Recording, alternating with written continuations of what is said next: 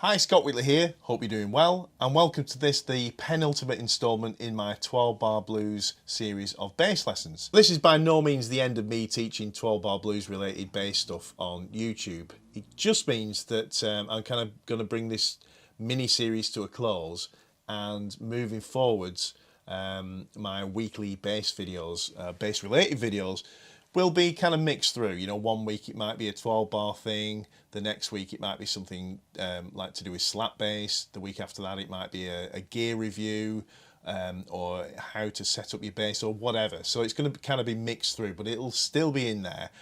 It just means I'm not kind of tied to, you know, and tempted to make false promises because I'm tied into doing this, but people are asking me for that, etc.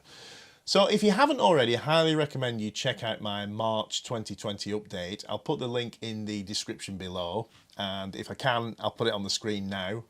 Not sure how you do that, but there you go. So moving on to the subject of this lesson, it is going to be a little bit of a departure in some ways from previous lessons, although it's completely related. And the reason I'm doing this lesson is I teach a gentleman called Stephen Black in New Mexico over Skype on a weekly basis. And last lesson, he brought to my attention this little piece I'm going to show you now from lesson 1.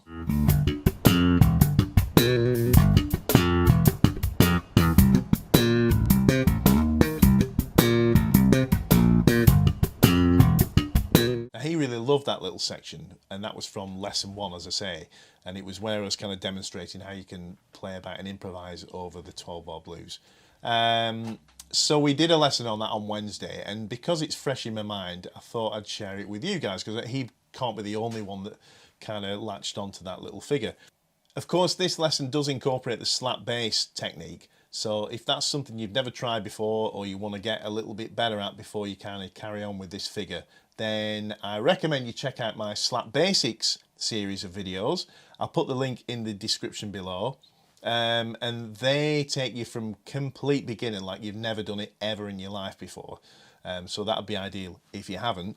And you can have a laugh at those videos because I look a lot younger. I've got less hair, that's weird. And I look really, really nervous in front of the camera because that was the first series of videos I ever made. If you're not at all interested in the slap technique, please still stick around because there's still information in this lesson that will be useful to you in terms of the notes I play. You can also play this this line with your fingers. It's tricky at the kind of speed that I'm going to be playing it at, but it can be done. But as I say, if nothing else, it's just a new kind of series of note choices that you can use over your 12 bar blues lines. So let's get into it. Let me see if I can just play that for you. It was just improvised in lesson 1. So I'll play a kind of more contained, refined version if I can of that. Here we go. A 1, 2, 3, 4.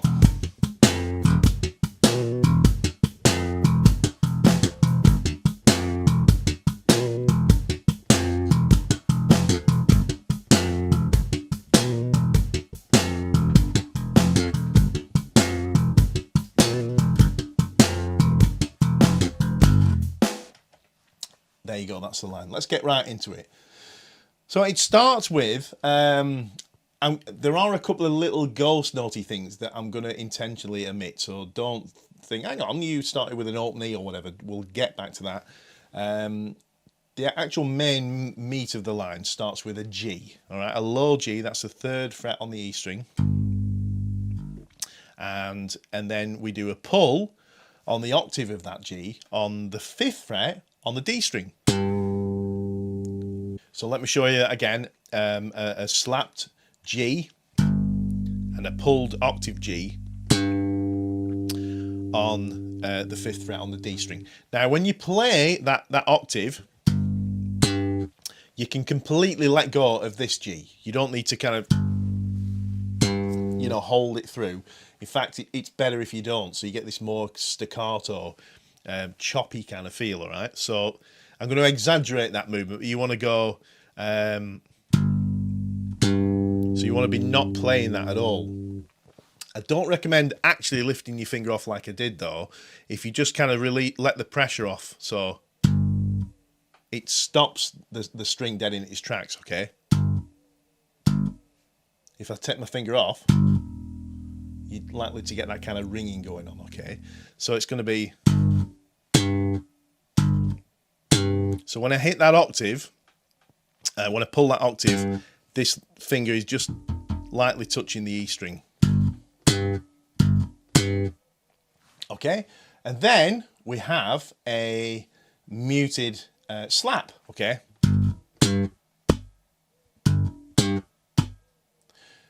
All right, so let's just kind of do that with the drum machine. I'm going to slow it down.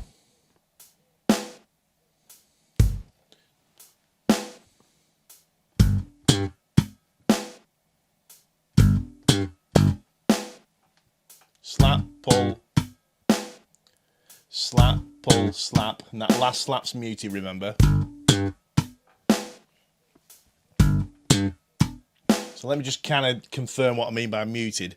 I'm on that last slap, I'm not fretting any note at all. I've just got my fingers lightly resting on the strings, okay? All right, you can hit any string, in fact, with that slap.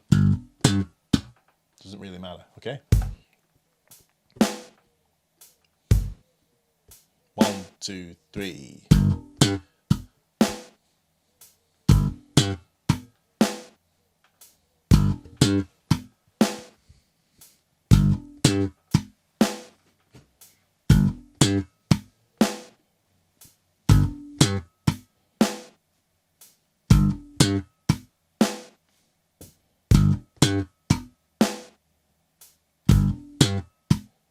A couple more times.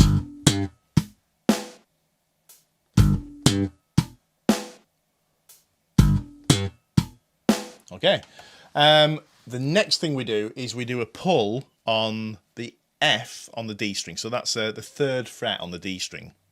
So you fret that note and you do a pull, all right?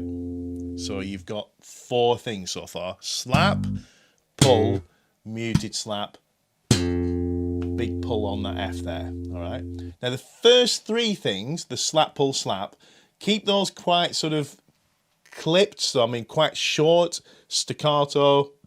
Don't play them very hard, keep them quite light, and then give all the weight, if you want to call it that, to that big long pull F. So you get that bum ba dum ba, you know, that really kind of barks out, you know. I suppose I was kind of thinking of like, you know, like like what a drummer might play. You know, he might crash on that beat, you know. And so it's like, you know. All right, do you like the animation? Now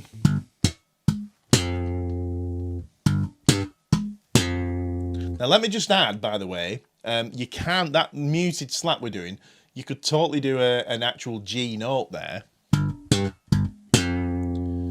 But it just, again, gives more emphasis to that pull, okay? Don't get, you know, in my humble opinion. And it's my lick, so that's what we're doing.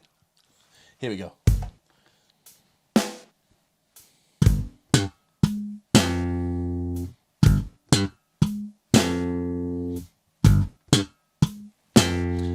I'll leave a bit more room in between. 4.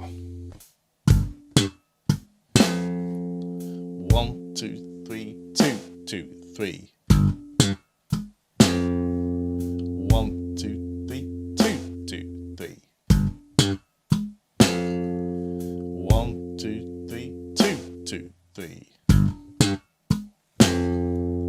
1, 2, 3, 2, 2, 3. 1, 2, 3, 2, 2, 3. 1, 2, 3, 2, 2, 3.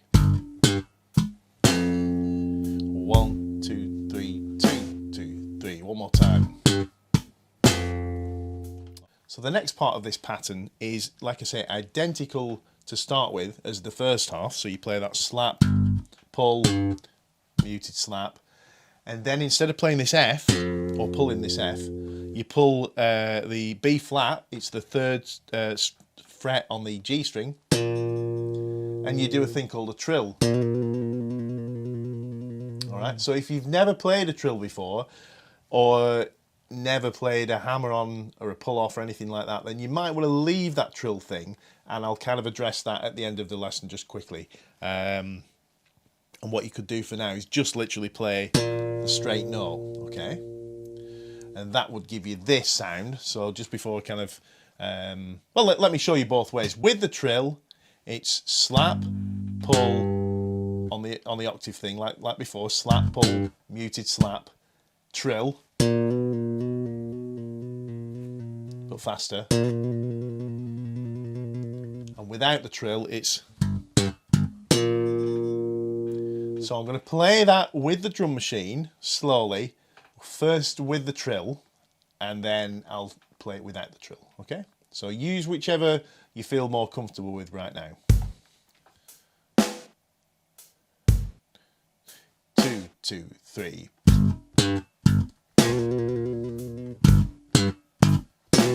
I'll leave a longer gap in between.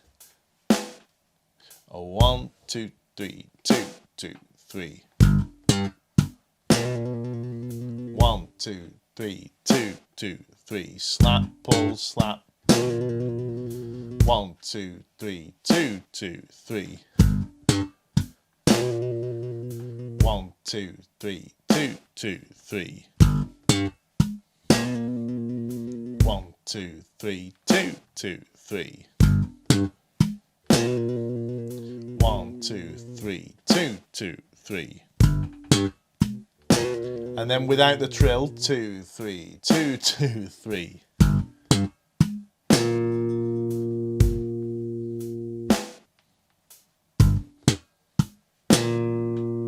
1, 2, 3, 2, 2, 3. 1, 2, 3, 2, 2, 3. Slap, pull, slap, pull. 1, 2, 3, 2, 2, 3. All right. So that's kind of like like I say, the meat of that that whole lick riff pattern, whatever you want to call it. So let me just fuse that together. So it's going to probably take a little bit of practice so you can do it in a loop. That's why I was leaving that longer gap in the middle. So let's start with the first one, which was... Okay, let's do that a couple of times without the gap. 1, 2, 3, 2, 2, 3.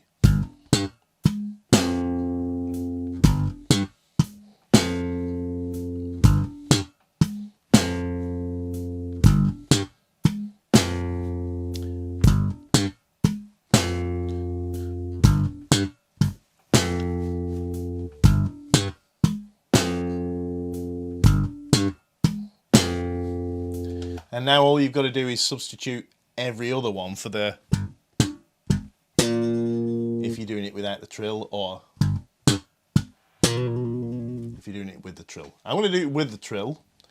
Here we go. 1, 2, 3, 2, 2, 3.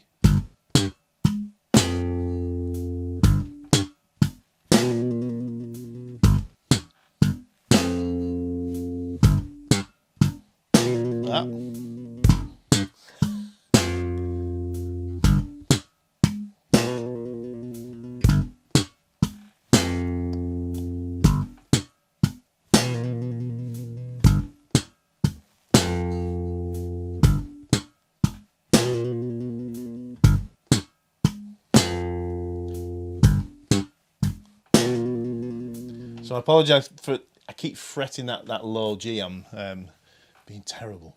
So that, yeah, as I say, that's kind of essentially it. Now, let's try that a little bit faster. If you feel like you need to kind of hang fire for a little bit, just kind of stick at that tempo. That's I'm using a shuffle rhythm in the B10N.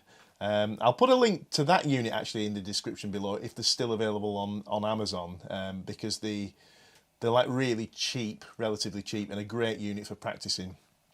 So that rhythm's called pattern Shuffle 1 at 40 BPM. All right. So let's try that at 60 BPM. Actually, I'm going to try it at 50. That's quite a jump, is that? 1, 2, 3, 2, 2, 3.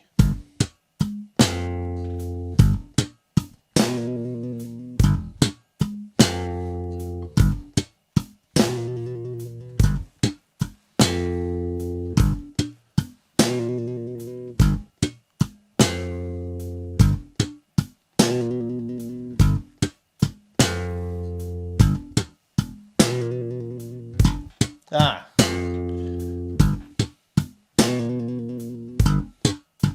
Keep missing that first beat.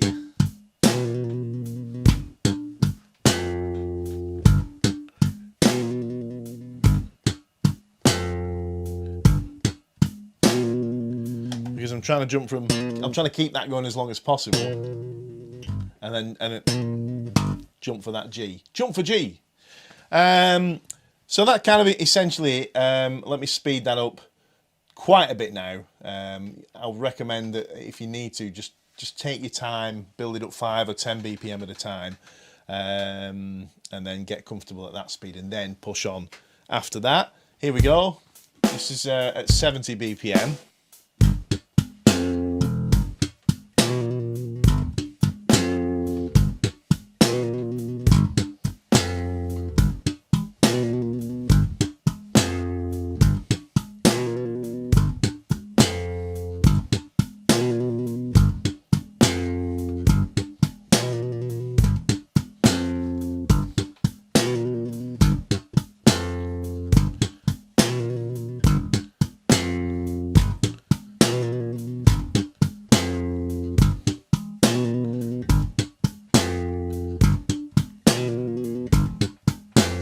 Yeah, it's really interesting. When you play things a lot slower, you've kind of got to be a lot cleaner, and it's really obvious that I'm just kind of like getting a little bit late back to that first G, as I said. So, which is great, because if you hear those things, you can make micro adjustments.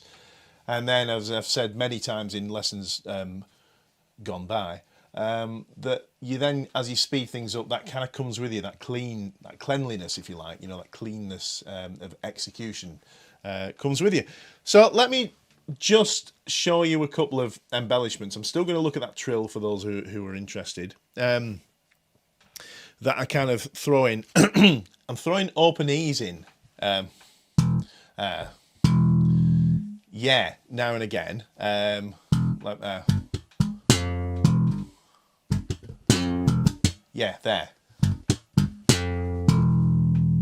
Just a random open E, right? Okay, so that's just kind of giving this kind of skippy feel thing about it. Somebody played me, in fact it was Stephen Black as well, actually. He played me a very famous bass player, I'm certainly not going to name who it is, playing a walking bass line, right? And it was kind of this kind of vibe.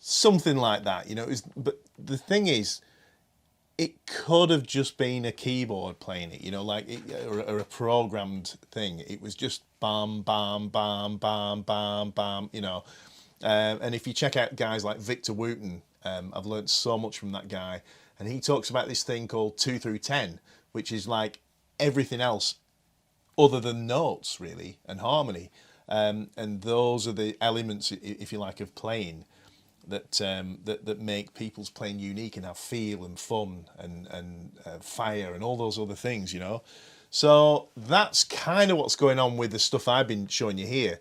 All we're playing is right, but it's like giving that the accent for a start. That's kind of, and really muting those notes. It's what's giving that kind of excitement. And these kind of like open E things, it's just kind of leading you into the next one. I could play this, but it doesn't have the same feel as.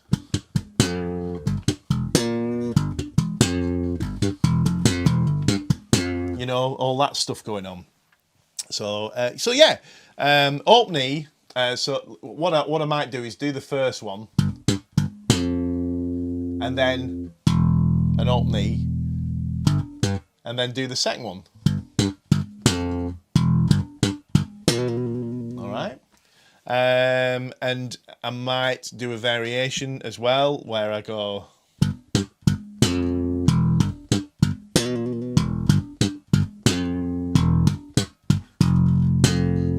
You know, I might not do the second.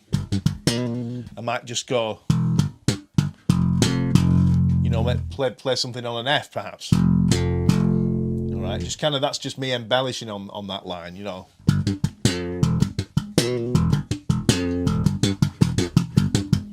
You know, just a kind of idea. So yeah, so like I say, what I'm doing there is, instead of on the second time round, instead of doing the trill thing, I'm going. So I'm kind of like repeating what I do on the G on the F. And it acts like a kind of little fill to move on to the next 4 bars, you know.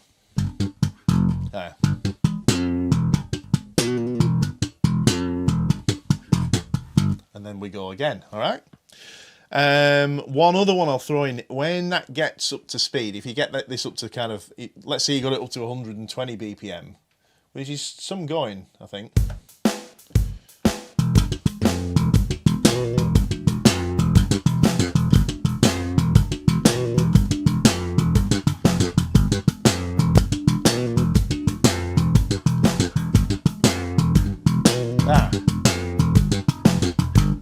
Very out of practice. Yeah, if you get it up to that sort of speed, then those they might become a little tricky to get the double, you know, the double slap, double thumb, not double thumb like Victor Wooten, just double slaps.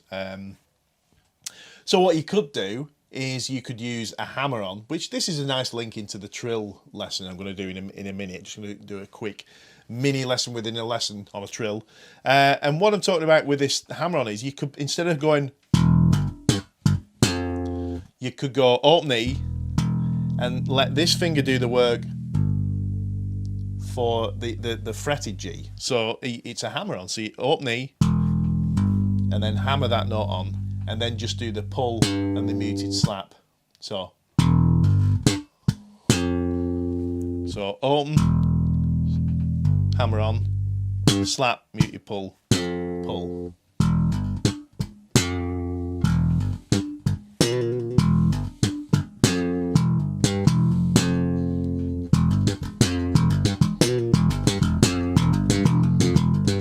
It's a different feel.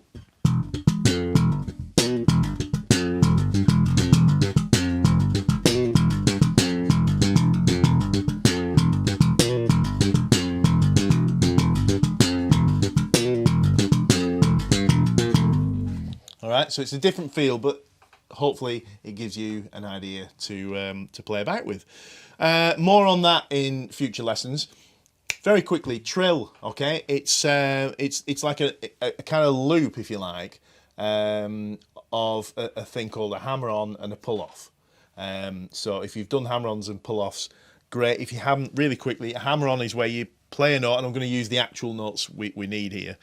You play a note, in this instance it's the B flat there, and you keep it fretted, and you get another finger. I'm going to use the next finger along, and I'm going to press down quickly on the next fret up, the B, and it actually sounds a B.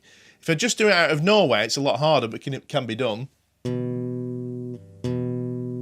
All right, but if that's already in motion, the string, and you press on, you get you get that note, you get a B, and then you can go the opposite way. So we've got that already, and if you want to practice this separately, you can just pull that note, keep your finger on this fret as well. So I'm actually pressing both frets at the same time right now, okay?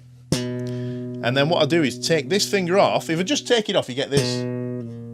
That was almost a pull off anyway, actually. I don't know why that is.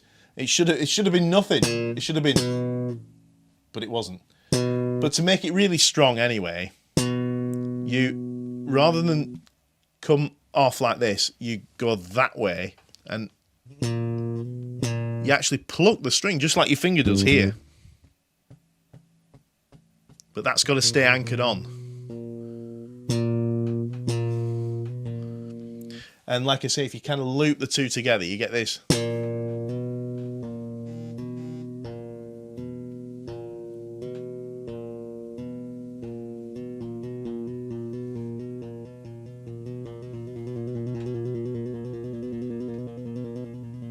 And that's how you do the trill thing, okay? So just one final thing on this lick. If you wanted to use this over the entire kind of 12 bar sequence, the easiest way to do that is just move it up to, when you go to the 4 chord, the C, instead of playing it here, you play it here, because that's a C.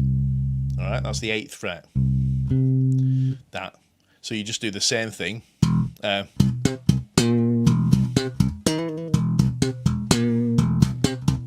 You know, there. And if you want to do it on the 5 chord, you do it there, on the D. So that's the 10th fret on the E string.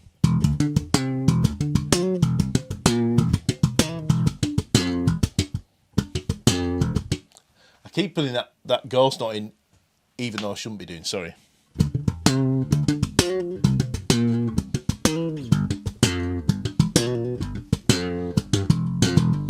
So yeah, I naturally do put that little ghost note in a lot, as it turns out, you know. I like the feel of that, actually, you know. So that, as I say, that's just putting that little, it's just putting an open E in between, sandwiching it in between each one. Hope you enjoyed that, and if you've got any questions at all, drop them either in the comments box below or shoot me an email at scott@scott-whitley.com. I'll try my best as always to reply. Sometimes I get snowed under, so if I don't reply, I'm not ignoring you, I'm just completely snowed under with emails.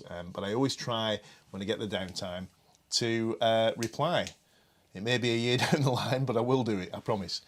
So thanks again, and I will see you in the next lesson. Cheers.